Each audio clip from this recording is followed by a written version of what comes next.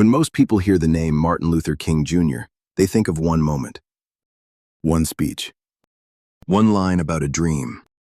But by the end of his life, Martin Luther King had become something very different from the version most Americans learned about in school. He had become a man of the people. King was no longer speaking only about segregation in the South.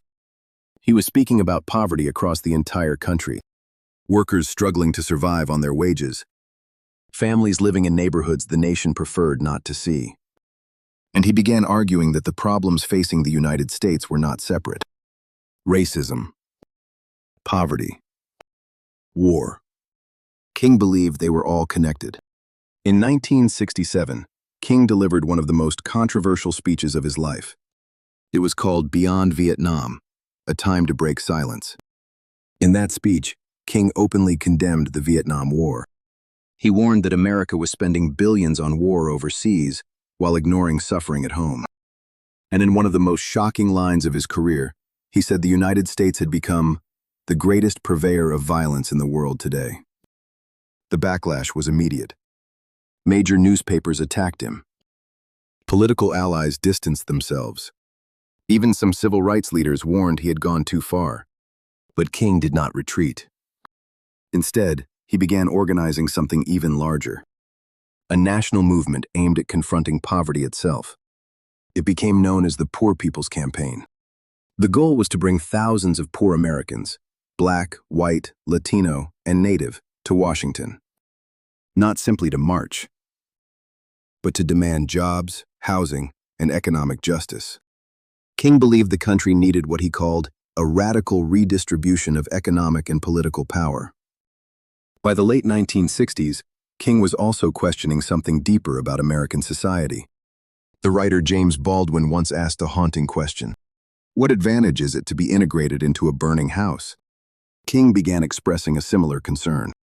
After years fighting for integration, he reflected that he feared he might have integrated his people into a burning house. Because what does integration mean if the society you are integrating into is itself unjust? By this point, powerful institutions were already watching him closely.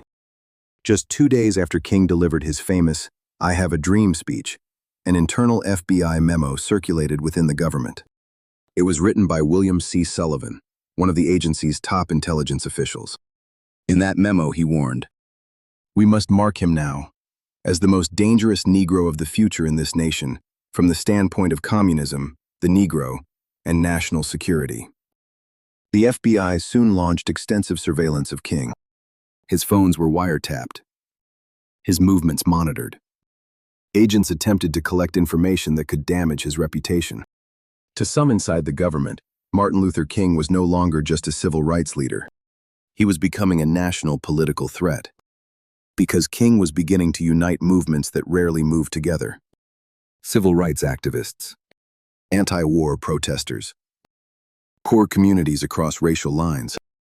And if those groups ever moved together, they could challenge the foundations of American political power.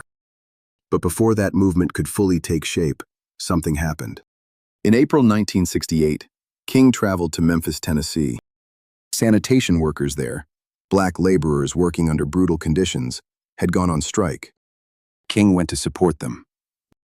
Because by that point, his struggle was no longer only about civil rights. It was about dignity for working people. On April 4, 1968, as he stood on the balcony of the Lorraine Motel, Martin Luther King Jr. was assassinated. He was 39 years old. Within hours, shock turned into anger across the United States. In more than 100 cities, unrest erupted. Washington, D.C., Chicago, Baltimore, Kansas City. Entire neighborhoods burned as people poured into the streets. For many Black Americans, King's assassination felt like the final confirmation that peaceful change could be met with violence. Federal troops and the National Guard were deployed to restore order.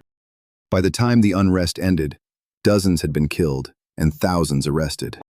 In the years that followed, America began remembering King differently. The radical critic of war and poverty slowly faded from public memory.